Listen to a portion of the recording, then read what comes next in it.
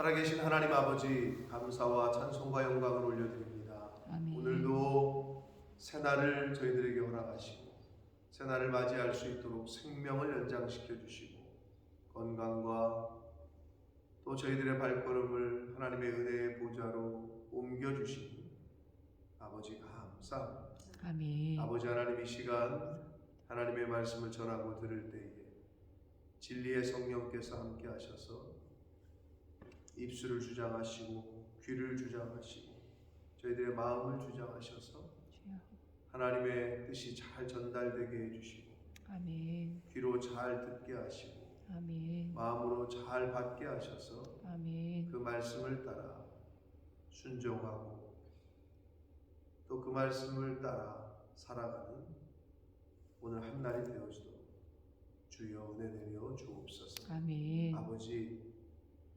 하나님 말씀을 따라 살게 해주시고 아멘. 하나님 말씀에 따라 순종하며 살아가는 저희들 모두가 되도록 주여 은혜 내려 주옵소서. 아멘. 예수 그리스도 이름으로 축복하며 기도 올리옵나이다. 아멘. 자, 서기관들을 삼가라 하시는 말씀이 이 39절에 말씀이 되어 있습니다. 어제도 말씀드렸듯이 서기관 중 한 사람이 찾아와서 어떤 계명이 첫째입니까? 라고 예수를 시험해서 물으실 때 이 서기관은 당시에 율법사의 기능까지 같이 했다. 즉 성경을 가르치고 그리고 기록하고 하는 일을 했던 종교 지도자 그룹 중에 한 파트를 담당하던 사람이었다 라고 말씀을 드렸습니다. 자, 어제까지의 그 이야기에 이어서 예수님께서 성전에서 가르치시는데 말씀하시기를 왜 서기관들이 그리스도를 다윗의 자손이라고 하느냐 라고 물으셔요. 율법에 그리고 그 당시의 유대인들은 메시아는 다윗의 자손으로 다윗의 후손 중에서 올 거다, 그렇게 사실 기록이 돼 있고 그리고 그렇게 알고 있었고 예루살렘에 입성하실 때 호산나 호산나 다윗의 자손으로 이 땅에 오시는 분이다 라고 소리를 질렀단 말이에요. 자, 그런데 예수님께서는 지금 시편 110편 1절에 다윗이 고백한, 다윗이 성령에 감동되어 말한 그 고백을 시편의 말씀을 인용해서 말씀하시기를 주께서 내 주께 이르시되, 앞에 주는 하나님이고요. 나는 1인칭 나는 다윗이고요. 그리고 그 뒤에 있는 주는 예수 그리스도를 뜻합니다.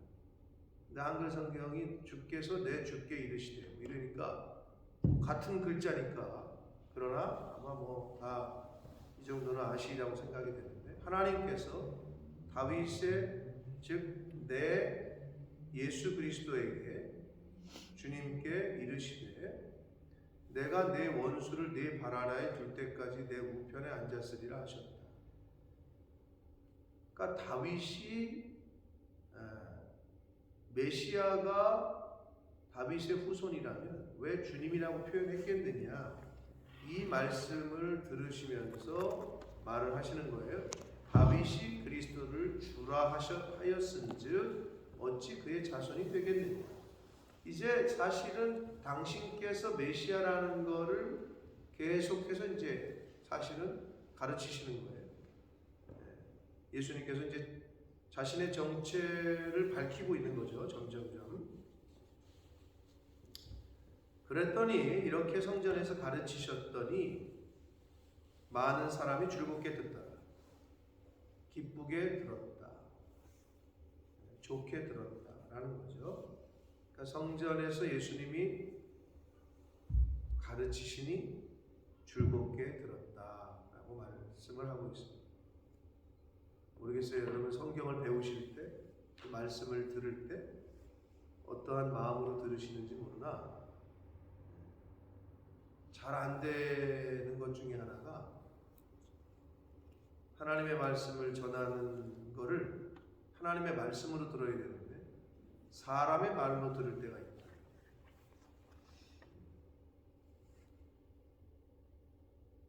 늘 말씀드리지만 심판은 강대상부터라고 했는데 하나님의 말씀을 잘못 전하고 양들을 푸른 초장으로 인도를 안 하고 하는 것은 내 책임이고, 성도는 주의 종을 자신의 종이라고 여기지 말고 주님의 종으로 여기고 그 말씀에 대언하는, 말 그대로 대신전하는 그 말씀을 하나님의 말씀으로 아멘하여 받는 것이 성도의 몫이고.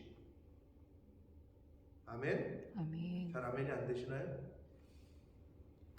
어떤 말을 어떻게 전하나 분석하고 판단하는 자리가 아니라 아멘으로 받는 것이 성도의 몫이고 책임입니다.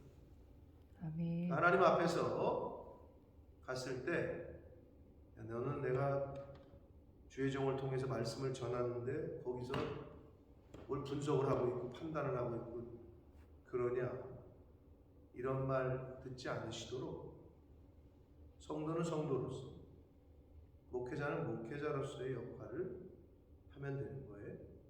이게 거꾸로 되면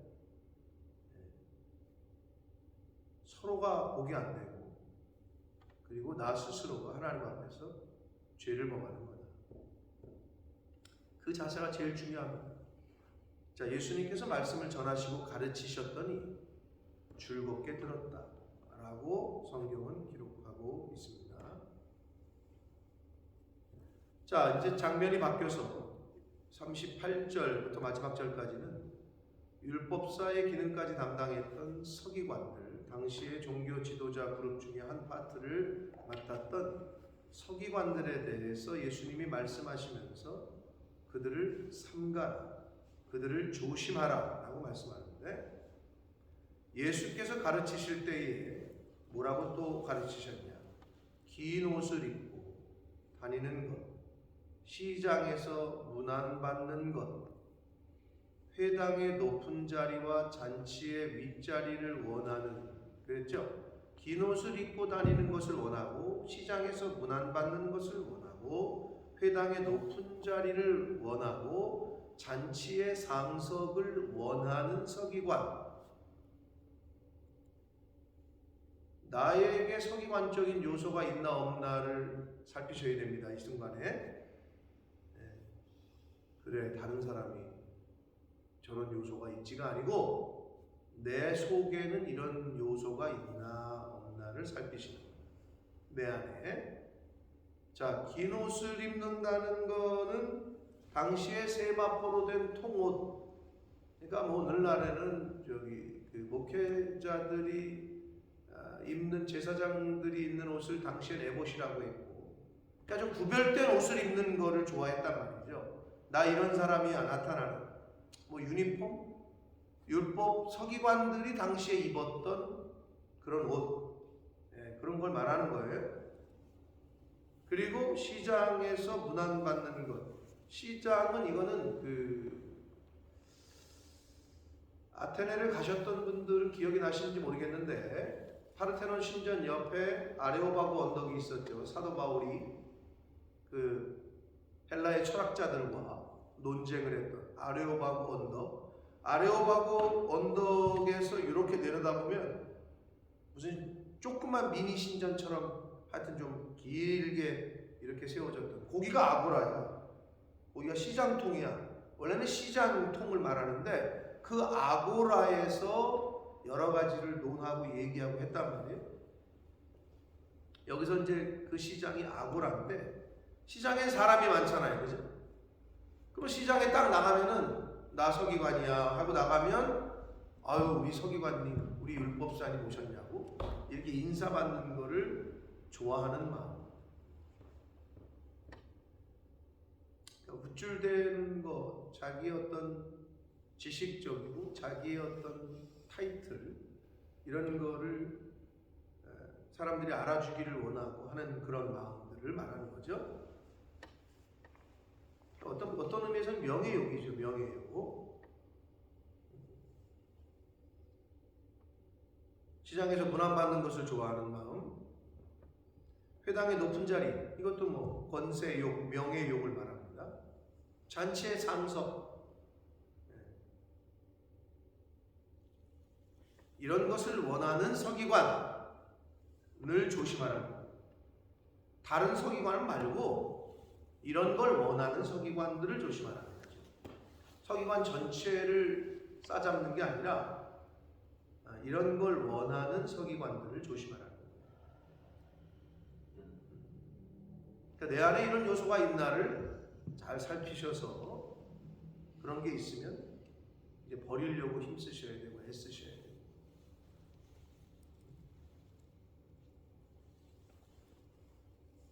우리가 흔히 물욕, 성욕, 명예욕 얘기하는데 좀 나이가 뭐 다 그런 건 아닙니다만은 그게 이제 인생을 이렇게 살다 보면 물론 뭐 어려서 명예욕이 있는 사람이 있을 수도 있어요.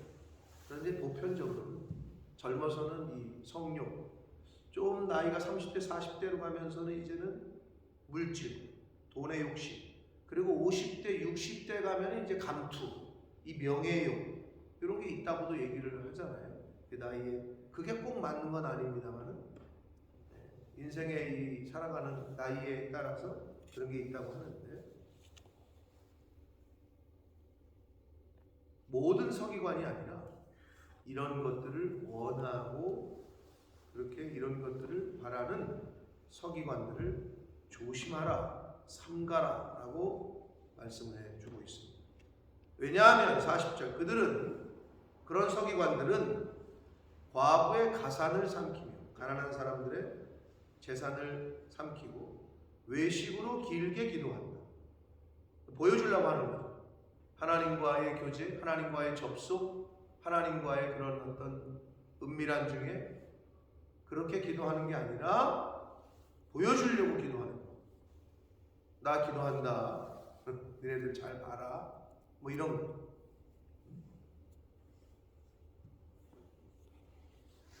그러는 사람들이고 그래서 예수님께서 뭐라고 그러시냐? 그 받는 판결이 더욱 중요할 것이다. 여러분 새벽 예배를 왜 나와요? 그날 새날을 주신 하나님께, 생명을 주신 하나님께 눈 떴을 때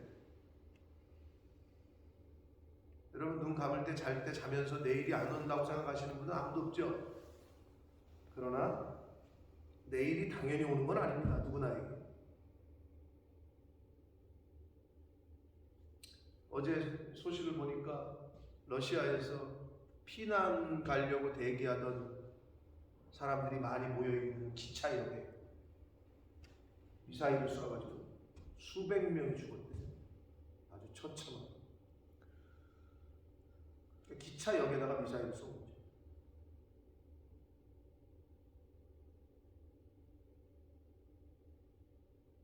지금 요 조금 떨어져 있는 그 우크라이나 땅에서는 언제 죽을지 모르는 생사가 지금 왔다 갔다. 전쟁이라니까, 전쟁. 미사일이 언제 떨어질지 몰라. 근데 이제 그 기차역에 군인이 있는 데가 아닌데, 근데 그 미사일이 떨어졌는데 뭐라고 서로 싸우고 있는지 알아요? 러시아 쪽에서는 우크라이나의 자작극이다. 자기네가 터뜨려 놓고 우리 보러 뒤집어 씌우고 있다. 그러고 있고, 우크라이나 쪽에서는 말도 안 되는 소리를 하고 있다. 서로 그러고 있었고.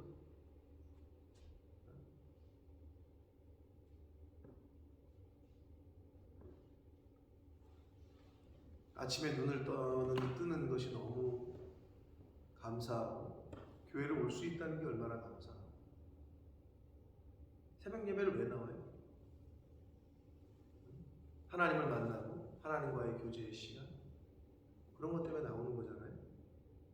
목사 때문에 나와요? 나에게 뭐 목사한테 잘 보이려고?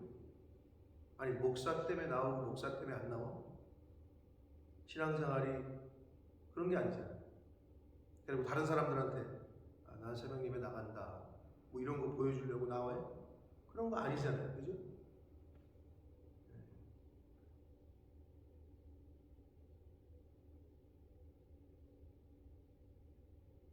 내 안에 서기관적인 요소가 있나를 잘 살펴야 돼요. 신앙생활은 하나님과 나와의 관계이고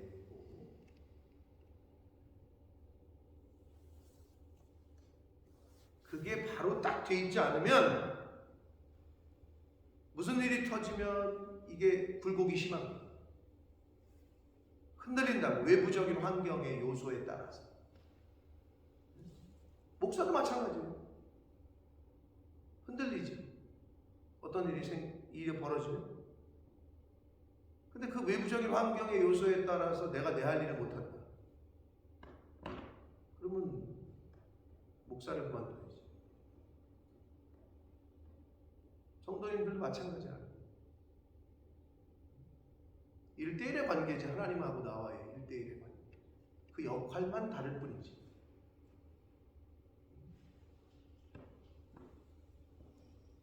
이러한 서기관들을 조심하라. 그 사람들은 그 받는 판결이 더욱 중할 것이다 라고 예수님이 그러한 서기관들을 조심하라고 말씀하는데, 저와 여러분이 이 말씀을 어떻게 받으라고요?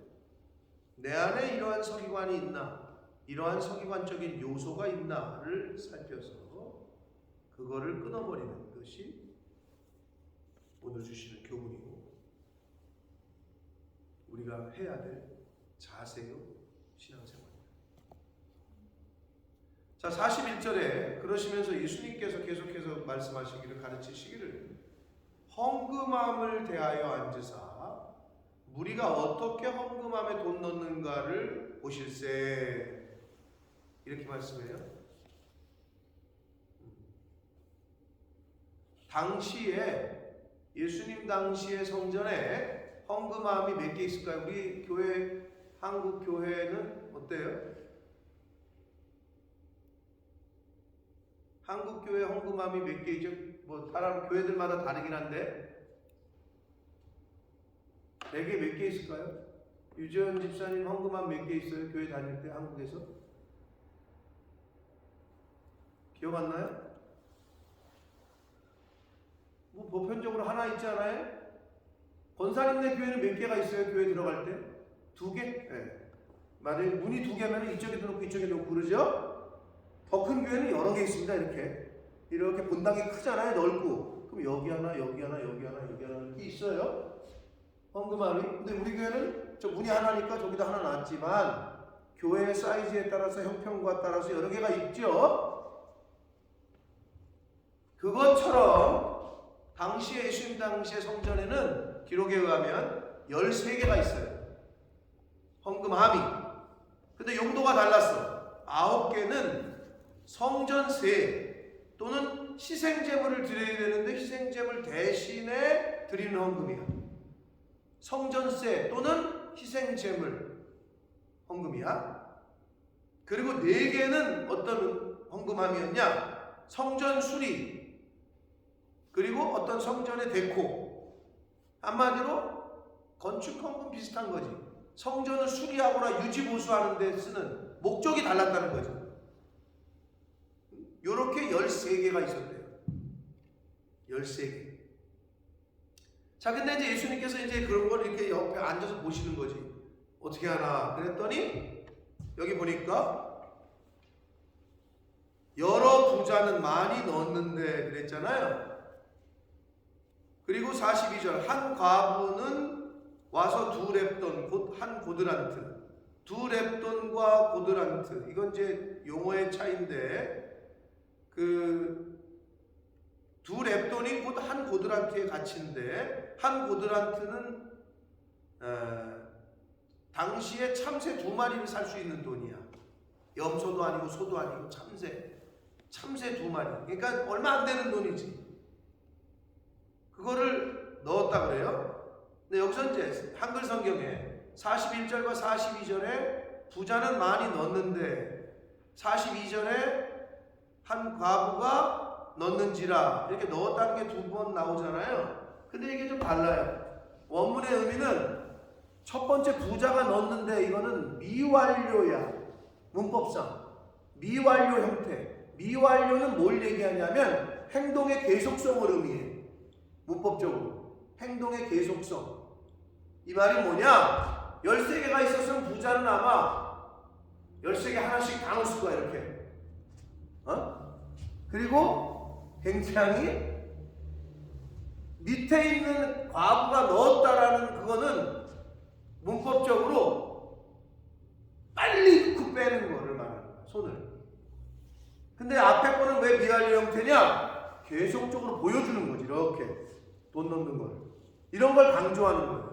근데 한글 성경에서는 그냥 똑같이 넣었다라고만 돼 있어서 그 뉘앙스를 살리기가 어려운데, 여러분이 이해하시려면 뭐냐? 부자는 행동의 계속성, 나 지금 헌금하고 있다, 이거를 계속 보여줬다는 걸 의미하고 있는 거고, 과부가 두렵도는 뭐 여러분 오늘날도 연보합을 돌리는 교회들이 있죠.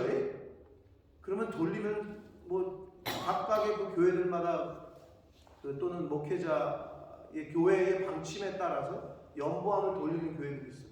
그럼 여러분도 이제 그런 교회를 가보셨거나 다른 교회 갔을 때 그랬잖아. 미리 준비를 안 했으면 어떻게 좀 당황스럽죠. 또 나 부끄럽고 손 부끄럽고 막 주머니 뒤졌는데 돈이 없어. 또는 동전이 몇 개 있어. 그럼 어떻게 해? 빨리 넣고 빼잖아. 아니면 이렇게 안 보이게 해가지고 이렇게 좀 약간 저거 하니까 그런 거를 뜻하는 거야. 두 번째 넣었다라는 의미는.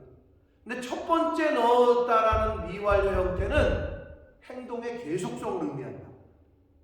그러니까 잘 보이려고 이렇게 드러내는 거지, 자꾸. 그런 뉘앙스가 숨겨져 있다라는 거예요. 근데 한글 성경에서는 부자는 많이 넣었는데 간 과부는 그냥 고드란트를 넣는지라, 뭐 이렇게 돼 있기 때문에 그 뉘앙스를 느끼기가 어려운데, 원문상에는 그게 그런 문법적으로 그런 뉘앙스를 밝혀주고 있어. 그랬더니 43절 예수님께서 그걸 보시다가 예수께서 제자들을 불러다가 이르시되, 내가 진실로 너희에게 이르노니 이 가난한 과부는 헌금함에 넣는 모든 사람들보다 많이 넣었다. 그들은 그 풍족한 중에서 넣었거니와 과부는 그 가난한 중에서 자기의 모든 소유 곧 생활비 전부를 넣었다 라고 가르치십니다. 여기서 이 말씀을 듣고 여러분 중에 혹시 아니면 다른 사람들 중에 뭐야, 뭐 내 생활비 전부 헌금하라는 거야?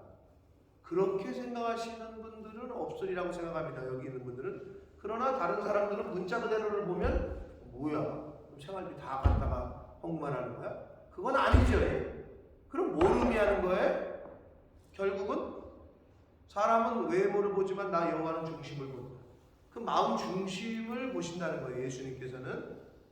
자, 고린도후서 9장 7절에 가르치시기를 각각 헌금에 대해서, 연보에 대해서 그 마음에 정한 대로 하되, 각각 자기가 마음에 정한 대로 하되 인색함으로나 억지로 하지 말라.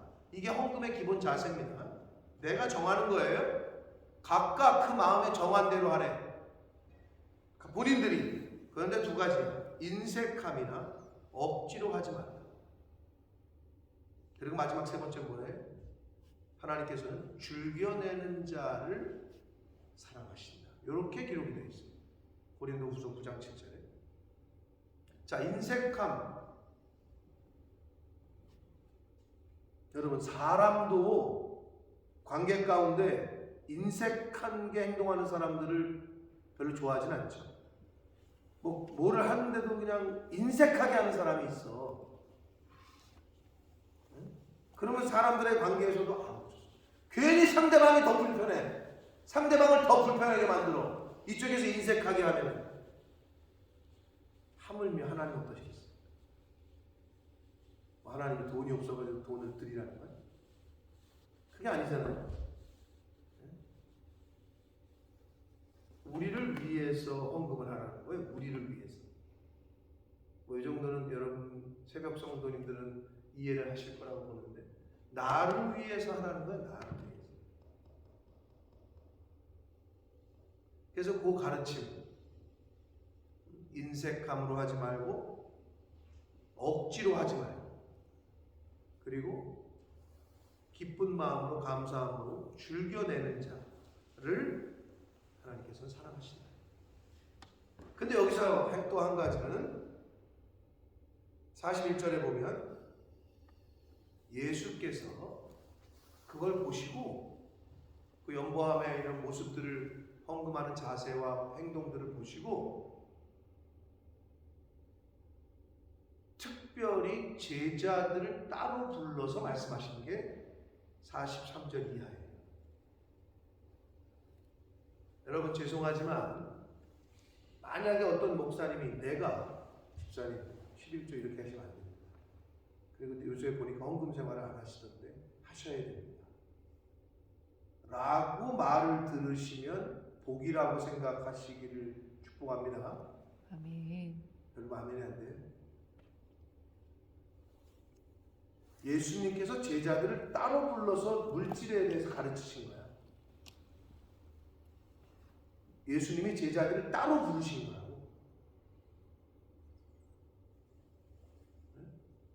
만약에 그런 얘기를 들으면 그래도 인정하시는구나라는 거로 여기셔야 되는 거야. 그렇지 않으면 보편적으로 얘기를 하지. 그런데 여기서 제자들은 12제자야. 그냥 예수님께서 연보함 놓다 가르치실 때 많은 사람들에게 이렇게 가르치셨다가 아니라 제자들을 불러서 요 얘기를 하신 거예요.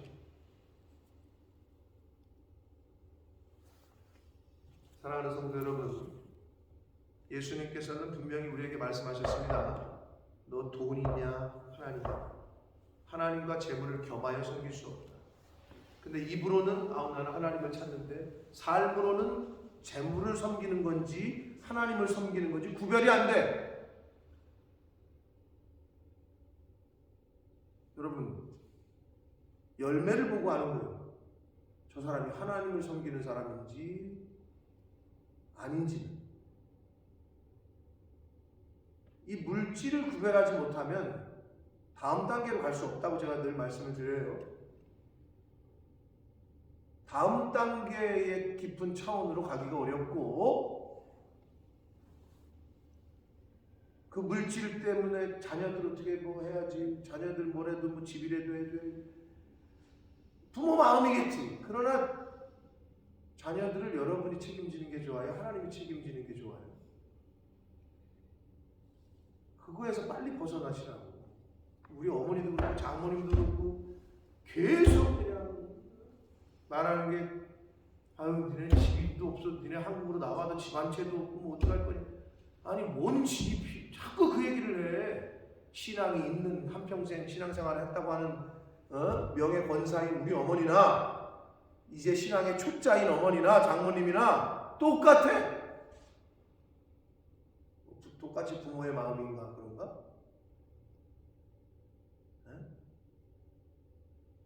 자식을 여러분이 뭐 아파트 하나 해주고 뭐 돈 좀 주면은 자식들이 후손들이 잘 될 것 같아? 미안하지만 착각하시는 거예요. 하나님이 책임져 주시는 게 최고입니다. 아멘. 여러분 물질이 내 자식을 내 손주를 지키질 못해요. 왜 이렇게 어리석어? 하나님이 책임져 주시고 하나님이 내 자녀와 자녀손들을 지키시고 인도하시고 보호하시고 이게 가장 최고로 좋은 겁니다. 아멘.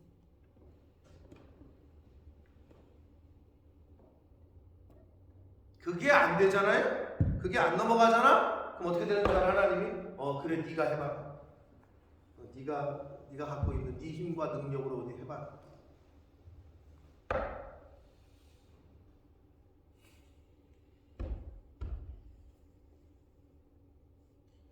제자들을 따로 불러서 교육을 시켰어. 여러분 이거를 구별하는 거를 안 되시면 하나님 앞에 쓰임 받기가 어렵다. 사람 관계에서도 그래요. 어떤 사람을 썼는데 돈에 투명하지가 않아. 우리 저기 이권사님 저 와 계신데 식당 운영하실 때 여러 사람을 써보셨을 텐데 돈통 옆에 갖기만 하면 불안해. 저 사람이 가면 왜?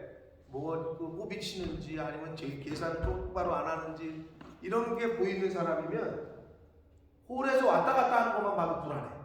그럼 그 사람을 쓰겠니? 그 사람한테 나 없을 때 돈통을 맡기겠냐고. 다음 단계로 갈 수가 없어. 그거는 절대로. 내가 사람이라도 내가 사장이라도 그 사람은 안 쓰지. 또는 배제를 시키지. 하나님 앞에서 똑같습니다. 이 물질의 연단을 통과하지 못하면 다음 단계로 가기는 어려워요. 그래서 예수님께서도 특별히 여기에 제자들을 불러다가 이르셨다라고 말씀합니다.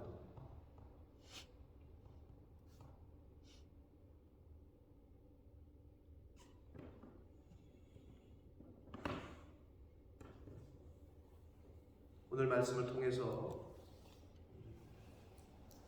주시는 교훈들, 내 안에 서기관적인 요소가 있는지를 잘 살피시고, 그 다음에 예수님의 말씀을 통해서 우리가 알 수 있는 것, 천국의 계산법은 다르다. 부자가 많이 넣었죠. 몇백만 원 넣었다고 쳐. 근데 이 과부는 뭐 몇만 원 넣었어. 근데 예수님은 뭐라고 평가하셨어? 이 과부가 더 많이 넣었다. 천국의 계산이 달라. 이 세상 사람들이 판단하고 이 세상이 얘기하는 계산과 천국의 계산이 달라. 하나님의 계산이 달라. 하나님은 마음 중심을 보신다니까요. 준비된 예물인지, 그리고 인색함으로 한 건지, 억지로 한 건지, 내면서도 즐거운 마음이 아니라 그냥 인상 찌푸리고, 예를 들면 이런 거지. 나 아내는 11조 하자 그러고, 남편은 하지 말자 그러고, 아내는 이만큼 하자 그러고, 남편은 하지 말자 그러고. 여러분, 그 가정에 하나님의 영이 임하겠어요? 둘이 맨날 싸워. 여러분, 그래서 하는 믿음이 중요합니다. 그 가정에 하나님의 영이 임하겠냐?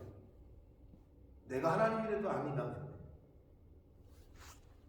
부부가 한 마음이 되고, 가족들이 한 마음이 되고, 성도가 한 마음이 되고,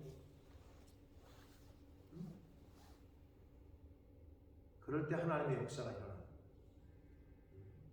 그래서 신앙생활을 같이 한 말씀 안에서, 한 영 안에서 하는 게 중요해요.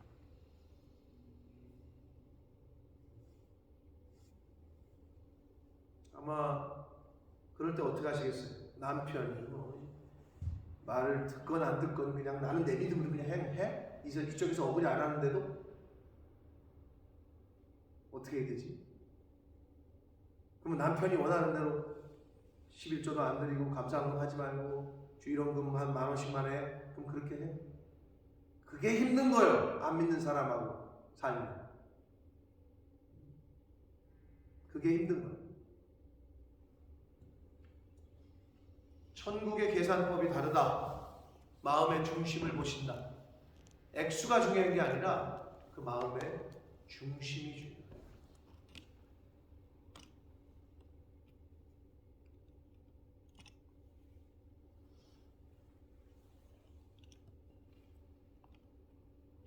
저도 이제 주일날 결산을 재정부에서 해가지고 이렇게 저한테 표를 주면 그걸 보고 이제 봉투도 보고 제가 이제 마지막에 체크를 하고 기도하고 한단 말이에요. 그럼 이게 막 전달이 돼. 마음에 감동이 와. 아니 얼마나 힘드실 텐데 이렇게 하셨을까. 그러면 기도가 저절로 돼. 그리고 어떤 분은 이분은 물질을 잘 구별 안 하는 것 같다 이런 마음이 들면 하나님 은혜를 주시고 깨닫게 하시고 그런 기도가 되는데 하나님은 오죽하시겠어요? 하나님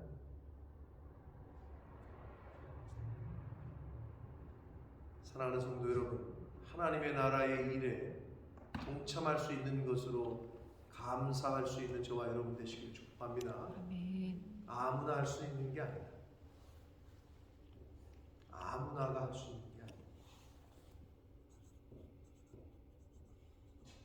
그래서 오늘 주신 말씀들 가슴에 새기시고 특별히 예수님께서 제자들을 불러서 가르치셨는데 그러한 가르침을 받으시고 감동이 되시거든 순종하시고 하나님께 맡기시라. 뭐를? 여러분의 사업, 뭐를? 여러분의 자녀들. 내가 컨트롤할 수, 내가 할 수 있다. 그 생각부터 보시죠. 인생은 내 인생 내가 할 수 있다. 그게 아니라는 걸 이미 아시잖아요. 여러 사건과 사고와 그런 것을 내가 어떻게 지켜? 어떻게 내가 방어를 해? 우리는 할 수 없죠. 하나님께 맡기시고 하나님을 믿으신다면 그 하나님께 전적인 의탁, 전적인 의뢰, 전적인 믿음 보여드리는 그러한 하루하루의 신앙생활이 되시길 예수 그리스도 이름으로 축복합니다. 아멘. 살아계신 하나님 아버지, 감사와 찬송과 영광을 올려드립니다. 오늘도 저희들에게 생명을 주시고 복된 한 날을 허락하시고 하나님의 전에 저희들의 발걸음을 옮겨주셔서 말씀을 전하게 하시고 듣게 하시고 받게 하시니 아버지 감사합니다. 아멘. 아버지 하나님, 이러한 서기관들은 조심해라, 삼가라 하셨습니다. 내 안에 그러한 요소들, 삼가라 하신 서기관적인 요소들이 있는지를 살피게 하시고 그런 마음이 있다면, 그런 생각들이 있다면 뿌리 뽑고 잘라내고 할 수 있는 저희들 되게 해 주옵소서. 아멘. 예수님께서 제자들을 따로 불러서 연보에 대하여, 헌금에 대하여 가르치셨습니다. 왜 그 과부가 실제적인 액수를 더 많이 넣은 부자보다 많이 넣었다고 하셨는지를 말씀해 주셨습니다. 아버지,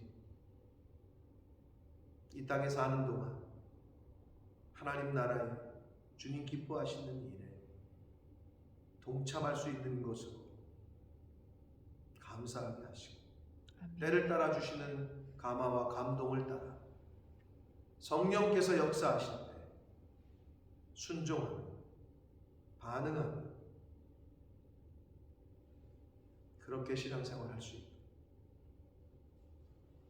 내 인생을 주관하시는 하나님, 내 사업을 친히 경영하시는 하나님, 내 자녀손들을 지키시고 인도하시는 하나님, 이 입술의 고백처럼 저희들의 삶도 저희들의 신앙생활도 그렇게 할 수 있도록 주여 은혜 내려 주옵소서. 아멘. 예수 그리스도 이름으로 축복하며 기도 올려옵나이다. 아멘.